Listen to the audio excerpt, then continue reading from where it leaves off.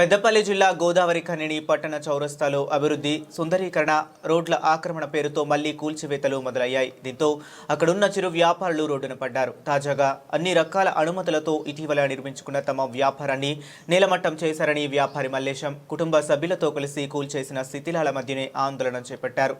ఎలాంటి ముందస్తు నోటీసులు లేకుండా తమ బతుకు తెరువును మట్టిలో కలిపారంటూ కూల్చివేసిన ప్రాంతంలోనే బైఠాయించారు. ఎమ్మెల్యే రాజ్ ఠాకూర్ మక్కన్ సింగ్ అనుచరుడు దాసరి విజయ్ ఇష్టానుసారంగా ప్రవర్తిస్తున్నారని మల్లేశం భార్య లలిత ఆవేదన వ్యక్తం చేశారు. పెళ్లి కాకముందు నుండి 40 సంవత్సరాల క్రితం నుండి కూడా మా ఆయన ఇదే ప్లేస్లో తమలపాకులు అమ్ముకుంటాడు.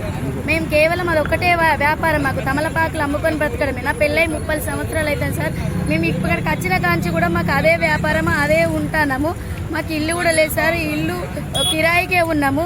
మాకు 2 ఆడపిల్లలు సార్. ఆ వ్యాపారం మీద వచ్చేదాంతో 2 ఆడపిల్లల్ని చదివిపించుకున్న తర్వాత మాకు అప్పుడు సందీప్ కుమార్ సుల్తానియా సార్ ఉన్నప్పుడు వైఎస్ రాజశేఖర రెడ్డి గారి హయాంలో మాకు పట్టా ఇచ్చారు సార్. పట్టా ఇచ్చిన తర్వాత మేము దాన్ని తెలంగాణ ప్రభుత్వం వచ్చిన తర్వాత మేము దాన్ని రిజిస్ట్రేషన్ చేయించుకున్నాం సార్. రిజిస్ట్రేషన్ చేయించుకున్న తర్వాత 2023లో మేము రూమ్ కోసం అని పర్మిషన్ తీసుకున్నాం సార్. మాకు 2 గ్రౌండ్లకి, ఒక గ్రౌండ్ ఫ్లోర్ ఒకటి, అప్పర్ ఫ్లోర్ ఒకటి, రెండింటికి మాకు పర్మిషన్ ఇచ్చిన తర్వాత మాకు స్తోమత లేదని మేము ఒకటి గ్రౌండ్ ఫ్లోర్ ఒకటే కట్టుకొని వదిలేసినాం సార్. కట్టుకునేటప్పుడు కూడా అధికారులు అందరూ వచ్చారు, మూడా తీసేటప్పుడు వచ్చారు, స్లాబ్ వేసేటప్పుడు వచ్చారు, అన్నిటికీ వచ్చారు సార్. వచ్చారు, చూసుకున్నారు, అంతా అయిపోయినాక కూడా వచ్చారు సార్.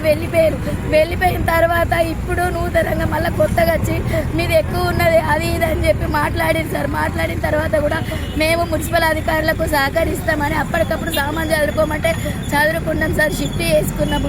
వాళ్ళు ఎంతో షెడ్ బ్యాగ్ తీసారు, వెనకకి వెళ్ళారు సార్.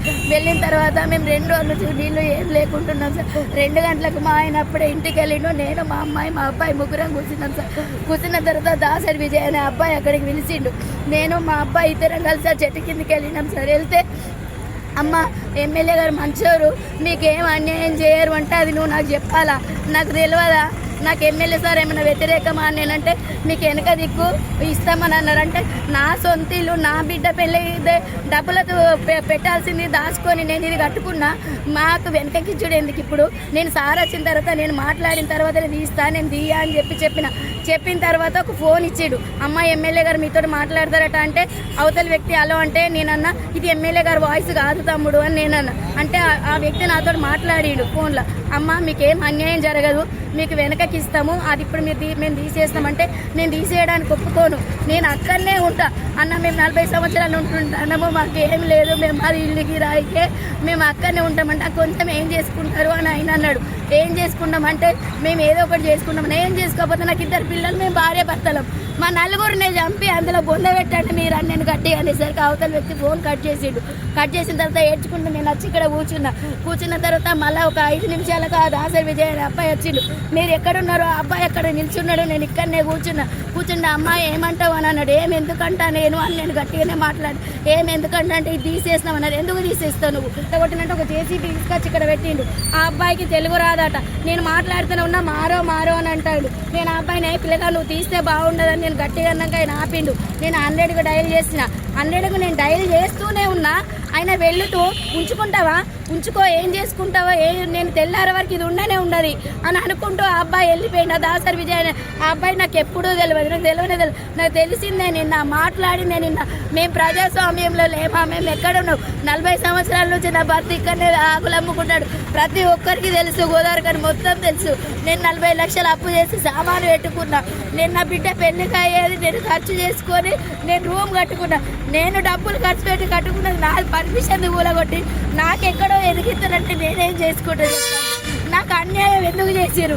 నేను ఎవరికి ఏం చేసిన? ఆ అబ్బాయి అంటే నాకు తెలియదు. ఆయన నన్ను బెదిరియాల్సిన అవసరం నాకేమొచ్చింది? మేము ఇక్కడ బ్రతుకుతలేమా గోదావరిలో? చెప్పండి, మాకు న్యాయం చేయండి. మేము న్యాయం చేసేదాకా చావనైనా వస్తాం కానీ ఇక్కడ నుంచి బయటికి బయలుదేరేదే లేదు. అయ్యా ఎమ్మెల్యే గారు, అయ్యా అధికారులు, మేము మీకు ఎవరికి ఏం అన్యాయం చేసినాం సార్? ఆయన ఎమ్మెల్యే సార్ మీ పేరు చెప్పారు, నన్ను ఆయన బెదిరించారు. దయచేసి మాకు న్యాయం చేయండి.